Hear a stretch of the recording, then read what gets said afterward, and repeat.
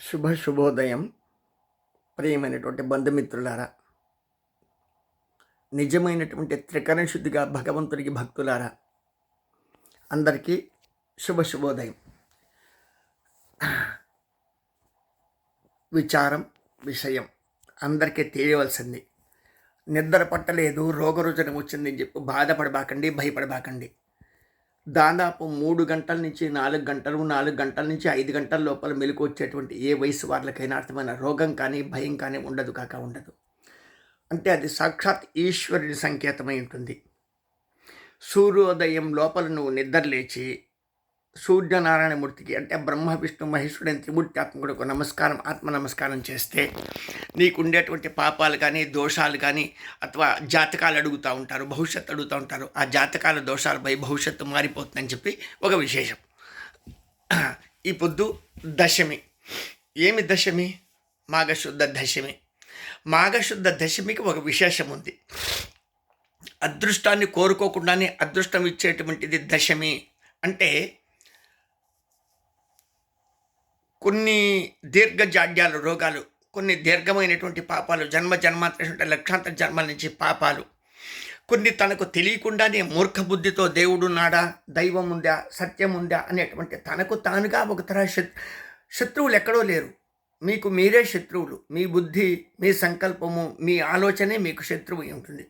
అప్పుడు మిమ్మల్ని ముందరికి నడిపించకుండా మీరేదో జట్టుగట్టి నాయకుడి ఏదో దేశాన్ని ప్రపంచాన్ని మీరే నడిపించినటువంటి ఒక ఫీలింగ్లో ఉంటారు.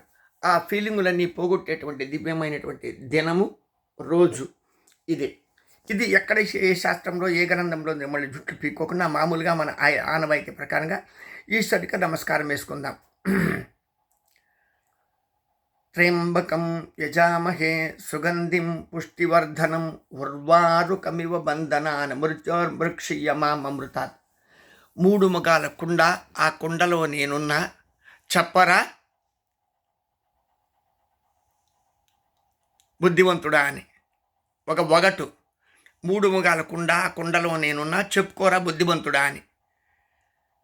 కానీ పూర్వానికి మా పెద్దలు చెప్పరా వెరిముండ అనేవాళ్ళు. కానీ నేను మీకు అందరికీ వెరిముండ అని చెప్పరాదు కాబట్టి ఆ వెరిముండ ఏదో నేనే అవుతాను. అర్థమైన చెప్పరా బుద్ధివంతుడా అని చెప్పి మీకు అందరికీ చెప్తాను. 3 ముఖాల కుండ అంటే టెంకాయ. అంటే ఏమి వంటలు చేసుకునే దానికి పనికిరాదు కుండ. ఆ కుండ టెంకాయ. కానీ అన్ని వంటలకు పనికొచ్చేటువంటిదే కొబ్బరి. అంటే పొయ్యని నీళ్లు కొబ్బరిలో, చెయ్యని కుండ కొబ్బరికాయ. తినవలసిన ఫలం పూర్ణ ఫలమే అర్థమైన కొబ్బరి. ఆ కొబ్బరిని శ్రీఫలం అని కూడా అంటారు. ఎందుకురా మీకు చెప్తాను అంటే టెంకాయ, దాన్ని మళ్ళీ ఇంకా వేరే ఏదైనా కాయలుగా మార్చకూడదు అనమాట. సైంటిస్టులు ఏం చేస్తానంటే ఇప్పుడు ఒకతర రైతులు కూడా ఒకతర కర్మ కాలిపోతుంది. ఏబిసిడీలు వాళ్ళకి రాకపోతే కూడా అర్థమైన పూర్వానికి అనరాదు కానీ కొన్ని చెప్పాలని అనిపిస్తుంది. కానీ అది ఒక తరహా వల్గర్గా అంటే 3rd క్లాస్ లాంగ్వేజ్ మాదిరి కొన్ని పదాలు వస్తాయి, తెలుగులో భూత పదాలు అయిపోతుంది కాబట్టి చెప్పరాదు. అన్నీ ఫ్యాషన్లకు పోతూ ఉన్నారు కానీ అర్థమైన తల్లిని కూడా మార్చేటువంటి బుద్ధిమంతులు ఇంక ఈశ్వరుని దేవుణ్ణి మార్చకుండా ఉంటారు. అంటే టెంకాయ, అరటికాయ, బిల్వపత్రి, ఇవి కూడా మార్పులు చేర్పులుగా నాకు కాశీలో కనిపిస్తుంది. అంటే టెంకాయ అంటే 100 దెబ్బలు కొట్టినా పగలు చిన్నగా అంత ఉంటుంది. అంటే ఢమ్ ఢమ్ ఢమ్ అని చేతులు నొస్తుంది తప్ప టెంకాయ పగలదు. అంటే దాని లోపల ఆ మధురమైనటువంటి దివ్యశక్తి లేదు. బిల్వపత్రి అంటారు. అర్థమైన ఏదో పలుకుతా అంటే ఒక పెద్ద మానమాత్రం బల్లి ఉంటుంది కానీ అర్థమై త్రిగుణాకారం త్రిగుణంచ త్రియాయుధం సర్వపాపహరం దేవం ఏకబిల్వం శివార్పణం అని. అరే ఇది కూడా తప్పు చెప్తాడే స్వామి అనేట్లా నన్ను కల్తీలు చేసుకుంటారే తప్ప అర్థమైన. కానీ కల్తీ అయినటువంటి పదార్థాన్ని దేవునికి కన్నా ఉపయోగిస్తే మీకు కల్తీ బుద్ధులు, కల్తీ అదృష్టాలు, కల్తీ ఐశ్వర్యాలే, కల్తీ జన్మలే వస్తాయన్నమాట. కాదు, నిర్మల హృదయ విరాజిత చరణం. చాలా చెప్తా ఉన్నాను. ఇవంతా కూడా ఎందుకనంటే వద్దు. అప్పుడే 4 నిమిషాలు అయిపోయింది.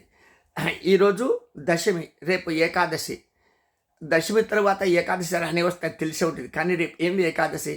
నిన్న కాక మనం ఎపిసోడ్లో చెప్పుకున్నాం. ఏం చెప్పుకున్నాం? అర్థమైన ఈ సృష్టి లోపల కొంతమంది పేర్లను, కొంతమంది రూపాలను, కొంతమంది శక్తులను ఆద్యంతము మనం గుర్తుపెట్టుకోవాల్సిందనమాట. అంటే ప్రాతస్మరణీయులు వాళ్ళు. రేపు భీష్మాచార్యుని పేరు మీద ఏకాదశి, భీష్మ ఏకాదశి. భీష్మ ఏకాదశి ఏమి అంటే సకలమైనటువంటి శక్తులను సిద్ధులను సాధించుకునేటువంటి దినం రేపు. ఆ రేపు అనేటువంటి దినానికి ఈరోజు అంకురార్పణగా అర్థమైన ప్రథమం పూజ చేసేటువంటి దినం దశమి. పాపాలన్నీ పోగొట్టుకునేటువంటి దశమి, మాఘశుద్ధ దశమి. భగవంతుడు మిమ్మల్ని ఆశీర్వదించి అనుగ్రహించునుగాక. అంటే తెల్లవారితో సూర్యోదయానికన్నా ముందర నిద్రగాన లేచినారంటే మీరు చాలా అదృష్టవంతులు. మీరై లేవకుండా భగవంతుడే మీకు కొన్ని పరిస్థితుల్లో లేపినారంటే అర్థమైన మళ్ళీ కొసురు నిద్ర అని చెప్పి బట్టల మీద ఒకతర పొరలాడుతూ దగ్గుతూ తుమ్ముతూ పిత్తుతూ, అంటే దేహం లోపల ఉండేటువంటి వ్యర్థాలను బయట వేసుకుంటూ గొరకలు పెడుతూ అటు ఇటు పొర్లుతూ లేని పిచ్చి ఆలోచన చేయకుండా, అంటే పడక మీరు నిద్రపోయే స్థలం నుంచి వెంటనే లేచేయండి బయటికి. ఇది మొదటోది అదృష్టం. రెండోది జలమలాలు విసర్జన చేసేదానికి కొంతమంది కాఫీ తాగడమో, టీ తాగడమో, ఉడుకు నీళ్లు తాగడమో, చన్నీళ్లు తాగడమో, ఇంకెవరన్నా చుట్టా బీడీలు కాల్చుకోవడమో, లేదంటే ఇంక చాక్లెట్లు నమ్మడమో, ఇంకేదేదో పెట్టుకో ఉంటారు. ఒకరు తర ఊత పదంలాగా కొన్ని ఉంటుంది. మీకు తోచిండేటువంటి విధంగా మీరు మీ దేహాన్ని కంట్రోల్ చేసుకుని కొద్ది నిమిషాల లోపల, అంటే నిద్ర లేచిన అర్ధగంట లోపల ఇంచుమించుగా మీరు కానీ ఆ జలము మలము విసర్జిస్తే మీరు ఆరోగ్యం బుద్ధిగా ఉన్నట్టు లెక్క.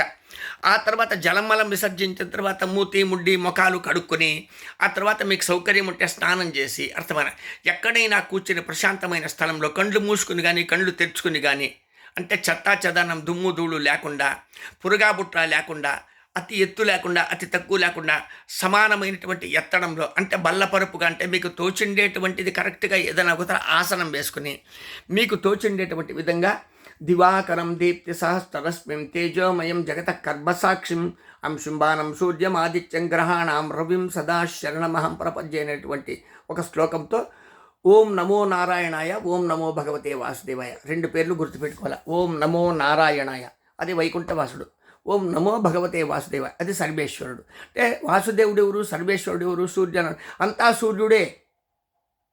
జగత కర్మసాక్షి అంటే మొత్తానికి సీసీ కెమెరా వాడే, అందరికీ ఐ విట్నెస్ వాడే. యమధర్మరాజుకు మొట్టమొదటిసారిగా ప్రతి జీవుడి గురించి అకౌంట్ తీసేయి, వీని అకౌంట్ క్లోజ్ చేసేయి అని చెప్పేది సూర్యనారాయణుడే. ఆ సూర్యనారాయణుడు తండ్రి యమధర్మరాజు కొడుకు, దీన్ని మీరు తెలుసుకోగలరు. ఆ తరువాత ఆ దివాకరుడు, ఆ ప్రభాకరుడు, దినకరుడు, శుభకరుడు అయినటువంటి సూర్యనారాయణునికి ఇంకొక కొడుకు కూడా ఉన్నాడు, శనేశ్వర స్వామి కూడా.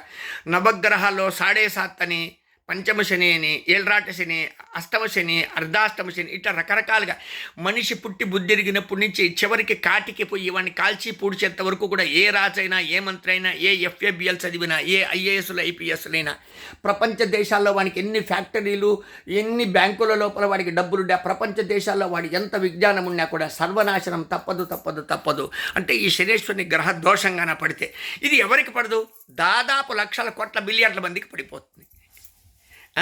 ఇందులో కొంతమంది ఋషిమునుల పేర్లు తెలిసిన వారికి, కొంతమంది పేర్లు తెలిసిన వారికి ఈ శనేశ్వర స్వామి దోషాలు పడవు. అటువంటి దానిలో అత్యమూల్యులు ప్రాతస్మరణలో భీష్మాచార్యుడు కూడా ఒకడు. అంటే భీష్ముడు తాతగారిని కానీ తలుచుకుని ఆయనకు కానీ ధర్మ నమస్కారం పెడితే ఖచ్చితంగా శనేశ్వర స్వామి దోషాలు మిమ్మల్ని అంటుకో. ఆ తర్వాత శత్రు బాధ పీడ భయాలు కూడా మిమ్మల్ని అంటుకో. ఇది మళ్ళీ ఏ శాస్త్రంలో జుట్టు పిక్కోవద్దండి, అర్థమైనా? ఇది అరణ్య పర్వం మహాభారతంలో కొన్ని విచారాలు వస్తాయి. అసలు భారతంలోనేమి, రామాయణంలోనేమి, భగవద్గీతలేమి, భాగవతంలో అన్నిట్లో కూడా వస్తుంది. కాకపోతే చదివే ఓపిక మీకు ఉండాలి.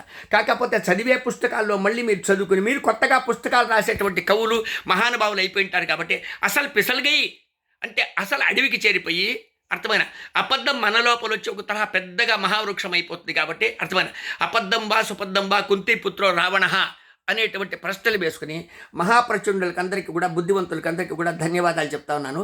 కానీ నిజమైన నా భక్తులు, నా ఫాలోవర్స్ చెప్పవలసింది ఏమైనా ఉందంటే, సూర్యోదయం అంటే సూర్యుడు పుట్టేటువంటి సమయానికన్నా ముందర, అంటే ఇంచుమించుగా 5-5:30 గంటల్లో లేవగలిగితే దాన్ని ఉషక్కాలం అంటారు. దానికన్నా ముందర బ్రాహ్మీ కాలం అంటారు. అంటే బ్రహ్మకాలంలో కానీ అథవా ఉషక్కాలంలో కానీ, అంటే బ్రహ్మడు అంటే బ్రహ్మ విష్ణు మహేశ్వరుల బ్రహ్మడు సృష్టికర్త. ఉష అంటే అర్థమైన ఈశ్వరునికి అత్యమూల్యమైనటువంటి దివ్యశక్తి. ఉషక్కాలం చాలా గొప్పది. కాబట్టి ఈ కాలంలో నిద్ర లేచి మీరు మనసావాచ కర్మని చేసేటువంటి నిత్యకృత్యాలు తీర్చుకుని స్నానం చేసినా, అథవా దేహాన్ని మూతిని ఇంద్రియాలను శుద్ధి చేసుకున్నా, ఒక సమాధానమైనటువంటి ఆసనంలో కూర్చున్నా, అర్థమైన ఆ తర్వాత అయ్యేంత లోపల సూర్యోదయం అవుతుంది. సూర్యోదయం అయ్యేటప్పుడు మంత్రం మళ్ళీ గుర్తుపెట్టుకోండి. ఓం దివాకరం దీప్తి సహస్రరశ్మిం తేజోమయం జగతః కర్మసాక్షిం అంశుంబానం సూర్యమాదిత్యం గ్రహాణాం రవిం సదా శరణమహం ప్రపద్యే. దివాకర ప్రభాకర దినకర శుభకరాయ శరణం మమ. ఈశ్వర కృపా కటాక్ష సిద్ధిస్తూ ప్రశ్నలకు తావులేదు. మీరెవరు కానీ స్వామి మంత్రాలు స్క్రీన్ మీద పెట్టండి, ఇందులో యంత్రాలు స్క్రీన్ మీద పెట్టండి, ఇంకేమన్నా మీరు లేపండి అని దయచేసి అడుక్కోకుండా పిచ్చి పిచ్చిగా యూట్యూబ్లో చూస్తే మేము మాకు నంబర్ కనపడింది అని చెప్పరాదు. విచారం తెలుసుకుంటే నంబర్లు కనపడవు. ఆ నంబర్ ఎందుకు కనిపిస్తుంది? ప్రతి ఒక్కడు ఫోన్ చేస్తాడు తప్ప ఆ నంబర్ భిక్షాపాత్ర నంబర్, భిక్షం పెట్టే నంబర్ 9343797339 నెంబర్ లాస్ట్లో చెప్తాను. ఈ చెప్పినటువంటి లాస్ట్లో నంబర్ ఎందుకుంటే మీరు కాల్ చేసి డిస్టర్బ్ చేసేదానికి కాదు సుమా, మీరు భిక్షం పెట్టేదానికి. భిక్షం ఎప్పుడు పెడతారు? నా మాటలు మీకు జీర్ణమయ్యి ఆ మాటలు కన్నా మీరు అనుసరించి ఇందులోపల దైవశక్తి ఉంది, మీ జన్మ సార్థకమవుతుందని తెలుసుకుంటే మాత్రమే మీరు భిక్షం పెట్టాలి సుమా. ఇది ఫీజు కాదు. నువ్వెంత ఇచ్చావు నేనంతా తీసుకునేను అనేది కాదు. నీ ఫీజు ఎంత చెప్పయ్యా, నాకు ఈ పని చేసి పెట్టు అని చెప్పేది అంతకన్నాను కాదు. ధర్మభిక్ష తదైవచ. మాది ఫీజులు కాదు. భిక్షం భిక్షం భిక్షం భిక్షం భిక్షం. భారద్వాజాశ్రమం సుధాకర్ స్వామీజీ ఎప్పుడు కానీ అర్థమైన ధర్మభిక్షకుడు. భక్తుల దగ్గర నుంచి భిక్షం ఇప్పించుకుంటాడు. నా భిక్షం కోట్లలో ఉంటుంది, లక్షల్లో ఉంటుంది. అర్థమైన రూపాయి 2 రూపాయల్లో కాదు. అథవా బాబ్ అని అందరి దగ్గరికి వచ్చి డిస్టర్బ్ చేసేటువంటి వాడు కాదు నేను. అర్థమైన నా దగ్గర భిక్షం పెడితే వాళ్ళ జన్మలు సార్థకమైపోతుంది. మళ్ళీ చెప్తాను. అర్థమైన భీష్మాచార్యుడికి ప్రత్యేకమైనటువంటి అర్ఘ్యాలు వదిలి ఆత్మ నమస్కారాలు పెట్టుకోండి. ఈ పొద్దు అర్థమైన పాపహార దశమి దశ పాపహార దశమి మళ్ళీ ఎక్కడో వింటిం స్వామి, ఎవరో చెప్పినారు స్వామి, ఇది అబద్ధం. అసలు ప్రశ్నలు లేవురా నా దగ్గర. ప్రశ్నలకు తావే లేదు. ప్రశ్నలు అడిగేటువంటి వాడు అర్థమైన మూర్ఖుడు. మృత్యువు మొగం లోపల అంటే మృత్యువు మూతి దగ్గర నోటి దగ్గర ఉండేటువంటి వాడు ప్రశ్నలు అడిగేవాడు. అసలు ప్రశ్నలు అడుగురాదు. ఎందుకంటే అన్ని సమాధానాలంతా ఈశ్వరుడు. సూర్యుని రూపంలో పగలు, చంద్రుని రూపంలో రాత్రి. సూర్యుడు చంద్రుడు లేకుండా అమావాస్య రాత్రి చీకట్లో ఉంటే నక్షత్రాల రూపంలో. నక్షత్రాలు కూడా కనపడకుండా ఉండవు. మూర్ఖుని కూడా నక్షత్రాలు కనిపిస్తాయి. అంటే చంద్రమా మనసో జాత చక్షు సూర్యో అజాయత. సూర్యుడు ఇంద్రుడు అగ్ని. అంటే ఇంద్రుడా చంద్రుడా ఉపేంద్రుడా తాత ముత్తాతల సూర్య చంద్ర అగ్ని ఆది దేవతలందరూ కలిస్తే పరమేశ్వరుని యొక్క పాదపద్మాల దగ్గర నుంచి వచ్చిండేటువంటి ధూళి కణాలు అన్నమాట. అటువంటి పరమేశ్వరుని అనుభవించేటువంటి పరమేశ్వరి శక్తియే నా వాగ్జరి, వాక్పటుత్వం. అర్థమైంది. నా వాక్కులు సాక్షాత్తు లలితాదేవి. ఉంటుంది. కాబట్టి ఈశ్వర కృప మీకు కావాలంటే ఉదయాత్పూర్వం లేచి దండం పెట్టుకోండి. సూర్యుడికి దండం పెడితే మీకు మంచిది అయిపోతుంది. ఇంత విచారం ఎందుకు తిప్పించి చెప్పినాను తెలిసిన?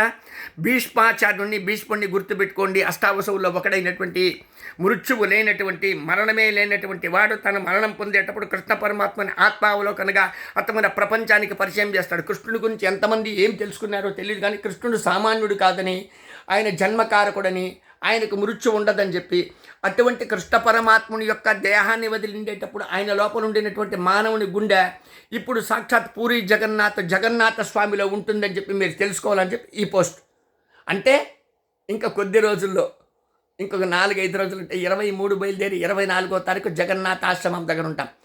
24 రాత్రి 25 పగలు రాత్రి కూడా కలిసి అక్కడ మహాసుదర్శన యాగం చేస్తాం. అంటే సర్వత్రా శత్రుబుద్ధి వినాశాయ దివ్యజ్యోతి నమోస్తుతే. శత్రుబుద్ధులను వినాశనం చేసి దివ్యజ్యోతిని వెలిగించేటువంటి ధర్మచక్రము, ధర్మస్థాపన, ధర్మశక్తియే ఈ సుదర్శన చక్ర మహిమ.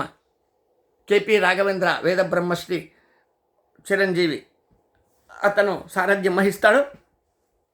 సిద్ధార్థ శాండిల్య అతను కావాల్సినటువంటి సంభారాలను, వేదాన్ని, మంత్రాన్ని చూస్తాడు.